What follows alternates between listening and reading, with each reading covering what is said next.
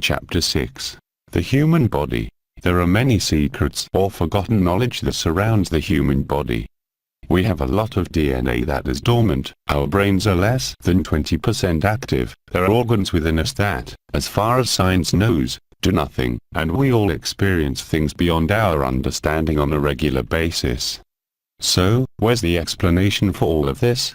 Where's the human body operator's manual?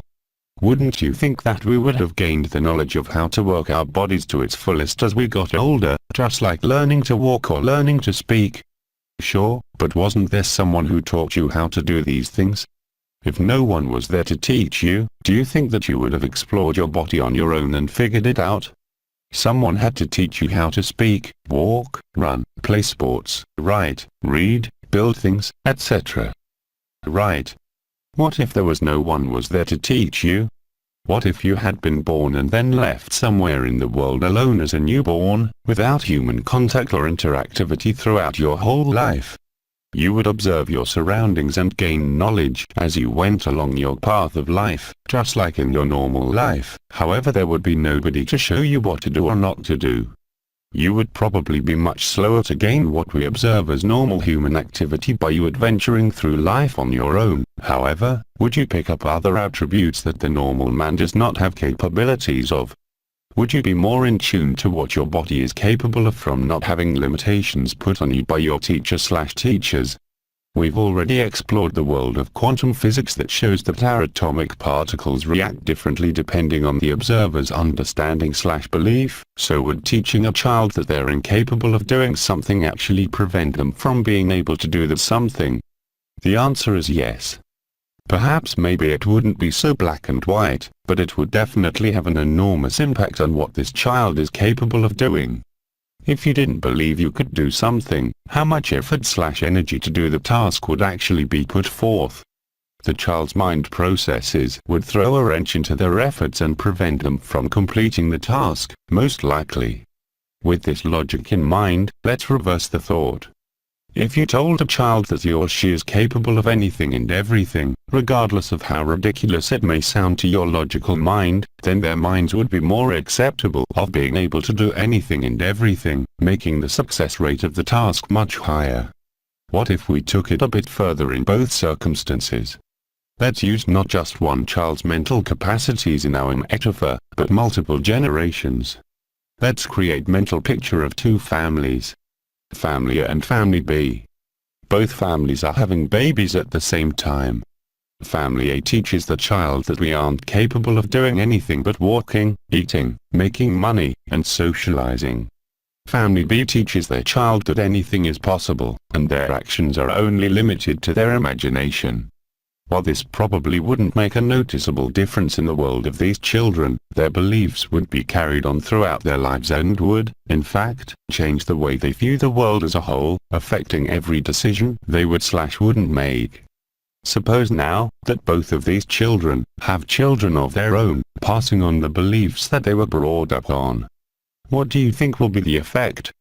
Perhaps nothing substantial, other than a complete exaggeration of what they were each taught.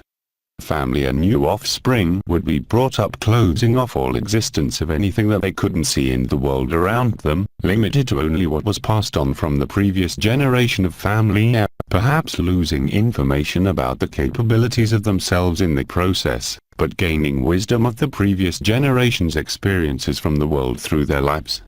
Family B's offspring would have more of an openness to the possibility of anything and perhaps more of an understanding of themselves in the process. Family B would pass on their knowledge of the past generations, but gaining more capabilities than the previous generation, because they are taught that anything is possible. Therefore every generation would be pushing for more and gaining in the process. Both families, after many generations, would evolve into their own ways of living and understanding. Family A would evolve to an understanding of their surrounding world, basing every bit of knowledge they possess on what they are capable of witnessing, while Family B's evolution through generations would be based on their limitless imagination, making anything possible in their lives. Can you see which family we are? We, humans, have devolved ourselves away from our belief system, or lack thereof. I'm not saying that every family, every person, or every civilization throughout our world has closed off this belief system, but I am saying is that we have kept ourselves from evolving faster because of our lack of understanding. It's almost as though we have prevented ourselves from knowing so much more because we closed off our minds to the information that has been passed down to us. Think about it like this: thousands upon thousands of years ago, our ancient ancestors told us the exact story of our creation, just as modern science has shown us. We've shrugged off the ancient documentation as nonsense because we, ourselves, are incapable of seeing the things that they did. So, thousands of years pass and the entire time we look at these religious stories as just stories, negating any validity to them because we couldn't actually see the beginning of our universe. So, we're family A, in the sense that we have been basing everything we live by on what we can physically experience and nothing more. Truth be told, even the most religious of people in the world have also done the same thing, shutting out science, because they couldn't see the connection between the two, religion and science. So, both religion and science has de-evolved each other by segregation, making humanity dumber in the process. If we were to have taken what has been passed down from our ancient ancestors and just rolled with it, basing science and knowledge around religion or vice versa, we would probably be at a completely different spot in our evolution than what we are now, much further ahead. Well, let's take a look at what we are capable of doing with our bodies and what we are supposed to be capable of throughout the next few chapters. Maybe we will also come across why our bodies have lost their full functionality in the process. The brain. We'll be mainly dealing with the brain. Why? Because it is the center of all of this. The brain does everything. The brain controls everything that your body does, transfers data, records/stores data, and is the translator between every experience that you have inside and outside of your body. So, basically, the brain is one of the most important things in our three-dimensional existence on this planet. Since humans are more or less in control of everything in our world and the brain is controlling everything that humans do, the human brain is what is truly in control of everything. Because the brain controls everything, we need to understand everything that the brain does for you, is capable of and how it ties in with the rest of our bodies. There is a lot that our brain does that we don't really take notice to. The brain is such a normal part of our being, that we don't really think about it too much. It's more of a tool to ponder as opposed to being pondered upon, but it is most definitely one of the most important parts of our world. From the time of its creation, the brain starts its business. From inside the womb of our mother, the brain is taking in information and processing. Our brains, even at such an early stage, are collecting information from our senses and creating a foundation of thought and emotion. As we come into the world, the reactions we have are the reactions that our brain is telling us to have based on the information it receives. There are things that your brain automatically does for you that you don't really take notice to at all times, and most look at it as your body's reaction. However, your brain is doing all of the directing. At all times, our skin sends data to our brains to get a correct bodily response. The brain receives the transmission and sends a signal back and tells the skin how to react. If it's cold outside, you will feel it because the brain creates that cold sensation for you to make you aware. In a very cold atmosphere, the brain sends a response signal to the skin, depending on the temperature, telling the cells to tighten up and squeeze together in order to keep warm. We call this goosebumps or something similar. The same thing happens when we touch something extremely hot with our fingers. A signal gets sent to our brains and the brain returns a signal to make you aware of your surroundings. Physical pain, pleasure, and everything in between is a signal from your brain making you aware of your surroundings, almost like a warning. If you're in pain, it's because your brain is making you aware that your body has some sort of problem, and it's making you aware by sending a signal to that exact location in the body so that the problem can be looked at and or fixed. This same brain transfer is used in conjunction with all of our senses. Every experience that we have is reacted upon by our brains and stored away for future reference. The more that you experience these same feelings or senses, the faster the brain is capable of reacting to them or bringing that experience back to you. The first time you ever smelled your favorite food cooking, your brain stored away that data. Now, every time you smell it, your brain knows what is going on. There's something good, your favorite food, cooking. The first time you saw your favorite food, your brain stored away the sight of your favorite food along with the aroma data that it had already stored away. This is done with taste, touch, and sound as well, storing all of the sense data from your favorite food into one collective space of storage.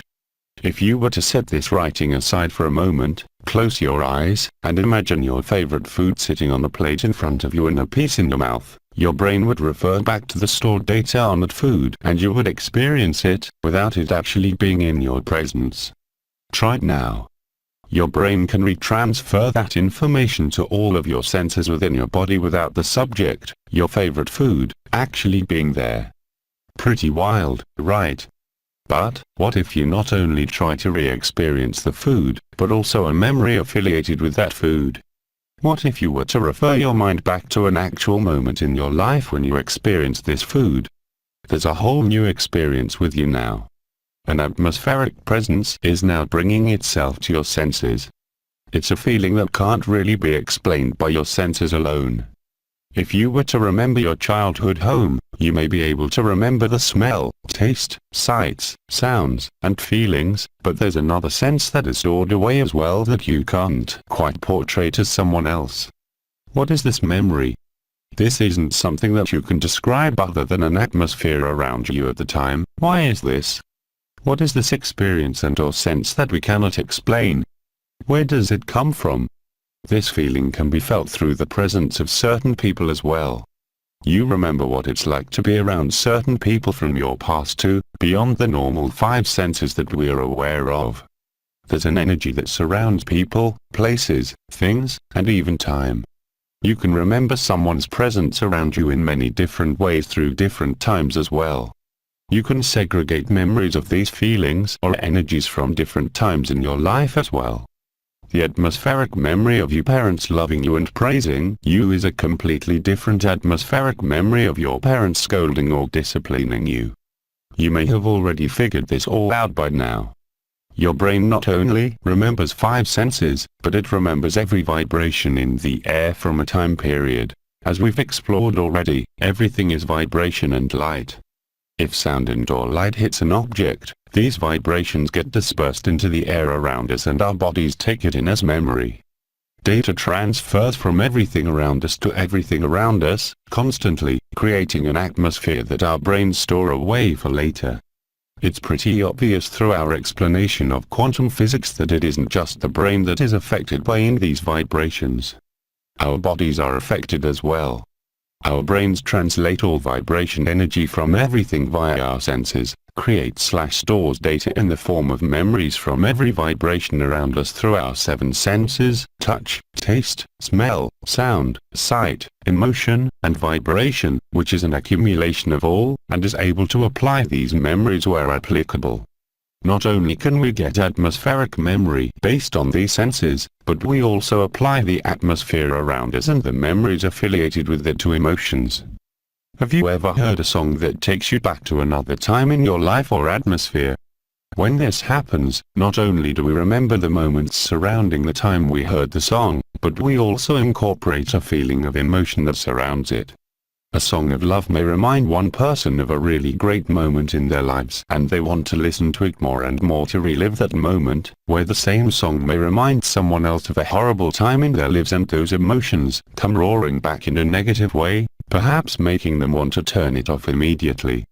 The song sends the same vibrations coming from the speakers into the ears of its recipients, however the recipient's brain's translation is different, bringing on a different perception of the same exact vibration.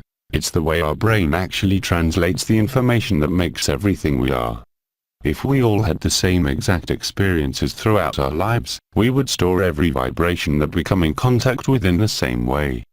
Because we all live very diverse lives, our perception is almost never the same. I could go to the carnival with my wife, we could go on the same exact rides, eat the same foods, and spend the exact amount of time at the carnival, but we would both have had a different experience. I may enjoy things that she doesn't and vice versa. Normally we don't really think too much about the way things work around us and how our brains take in all of this stuff, but what if this is something we shouldn't overlook as much as we do? What if we aren't to be quite as diverse as what we are? What if we aren't supposed to have all of these individual goals in life and are supposed to be collectively working towards the same evolution? If you go back to the previous chapter, you'll see that there are many different religions in existence, all having the same basic story, but perceived in a completely different manner. You can notice emphasis on certain aspects of these religious beliefs in the individual documentation. Where one religion makes certain elements of the stories much more grand than others, others may put emphasis on different parts, but the story, in the end, is all the same: energy/vibration. When I talk of energy, I'm not talking about physical energy, such as what is gained from an energy drink or caffeine. I'm talking about the energy that we are all made of. Light captured between vibrations that make up everything that everything is made of.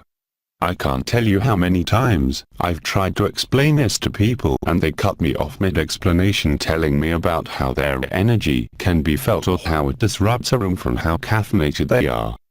This is the wrong kind of energy. The energy I'm speaking of is quite different. The energy on the quantum level, that forms our world and how it acts or reacts is what I'm referring to. The other energy is more better explained as a body fuel rather than energy which creates mass. We've gone over the quantum physics of our universe and now have a basic understanding of how everything has potential for everything and we are capable of manipulating vibrations throughout our lives. What we haven't discussed is how we are capable of manipulating these vibrations. On a scientific level, we understand that quantum particles or vibrations, which make up everything, are subject to what is watching them and act as they're expected to act depending on what the observer is capable of understanding or believing, but what relevance does this have on our world nowadays? We aren't watching things on a quantum level all the time, so how can we actually manipulate the vibrations around us and see results? In theory, if we believed that a book could melt down into a puddle and then rebuild itself back into a book again, it can, but as we all have experienced in our world, this doesn't happen.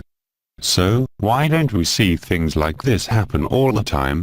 If we are capable of transmitting our data, beliefs, and understanding outside of our bodies by just being present in the world, then why doesn't this happen on a regular basis? Why aren't we able to just have our thoughts and vibrations from ourselves manipulating everything around us? We've briefly touched on this in previous chapters. One of the reasons is that our world is an electronic wonderland. Electronic satellites circle the globe, sending and receiving data through our atmosphere constantly. We have a giant grid that encases our planet full of electronic information called the World Wide Web. A lot of us carry around electronic devices, cell phones, iPads, Kindles, laptops, computers, etc. in our pockets and homes that exchange information electronically all around us at all times. Even if you have no service activated on your devices, the device is still sending and receiving information from itself and is connected with these electronic parents, such as the satellites and the web. Most of these devices nowadays have cameras and microphones built in that receive information, and all of these electronic devices have an electronic pulse that overpowers most humans' own energy/vibrations, making the electronic pulses the dominant energy that exists on our planet. So, it's really not that hard to see that our own creations, that we look at as intelligent, even being called smartphones, are actually preventing us from being all that we can be. As we've discussed, we exchange data through our brains and bodies constantly, while these electronic forces are also transmitting and receiving information constantly. With all this data transmission going on, we're actually becoming more connected with our electronic devices than what we're with each other or with the Earth itself. But, this isn't the end of this explanation, because we all know that even if we were to turn off our devices or even shut down the electric in our houses and hide ourselves in our basements away from direct electronic forces, we still aren't capable of manipulating the vibrations around us instantaneously. So, if the science is all here that supports all of this, yet we still aren't capable of making objects move across the floor with our minds or energy transfer, then what's missing? What aren't we understanding? What more is there to do? How do we get these sciences to actually work? There's a few answers to this, and if the previous chapters are any indication to what's coming next, we're going to dive into these questions head first and get to the bottom of it. To start off, we actually do manipulate our world around us via our vibrations and energy. We already know that our brains translate information from every bit, or qubit, of information that we come in contact with, and it gets stored away into our memory, all 7 senses of every bit of information. That means we, ourselves, are subject to all of the vibrations and energy of everything else that we come in contact with in every way. We are capable of expressing our energies in many ways through our physical actions and our intent. For example, an advertisement on television for a soda would be created with motivation or intent to sell you the soda. The advertisement wouldn't be telling you anything aside from what you needed to hear to get you to buy it. The advertisement would show smiling faces and a really good time, and, of course, in the hands of every person, would be the soda being advertised. There's really no expression or evidence within the act that it actually makes you happy or brings joy to you, only the perception that everybody who has the soda in their hand is happy. Most of us are quite aware of this advertising ploy, however millions and millions of dollars are being spent on ads that give this perception over and over again. Why is this? It's because it doesn't matter if you believe that the soda brings happiness, you still take in these visual concepts that are presented to you on a daily basis. Your eyes and ears take in these ideals and relate the soda with happiness. If you see the soda in the store, your brain automatically makes connections between the soda and the advertisement you had previously seen, thus relating the joy previously experienced through actors in the commercial and the soda. So, just on this ideal, your mind is more likely to make the decision to buy it based on the relationship stored away in your brain between happiness and the product, making the advertisement a success. There was no real relationship to the soda and happiness, only what you were shown through the ad, and the brain takes in this information and relates it to what you allow it to. This intent behind the advertisement was successful, not really bringing any purpose into your brain aside from the selling of the product. This connection between every bit of information that gets stored in your brain is what creates our personalities through every experience we have on this planet. Every instance in your life, no matter how small, guides you to the next. The simplest of notions, actions, and vibrations, whether they're relevant to you at the time or not, affect you in some way, because your own vibrations collect everything and store it. Our bodies are constantly evolving with your surroundings. If you were to lift weights every day, your muscles tear and rebuild on top of the torn muscle, and it makes you stronger. There's no secret here. You put your body through something and it adapts. In this case, you're telling your body, I'm going to lift stuff, so your body becomes aware of this and adapts itself. A weight that you may not be able to lift in November, after a month of day in and day out making attempts to do it, your body evolves, and in December, you'll probably be able to lift it with no problem. This is no different when it comes to energy and vibration. Your brain adapts itself to your surroundings by previous experiences, memory, or the data that it stores, and the vibrations of all information that the brain stores along with it. If you have a coworker who comes into your place of work and just starts yelling at you every day, your brain adapts to this interaction with your coworker and makes this the expectation.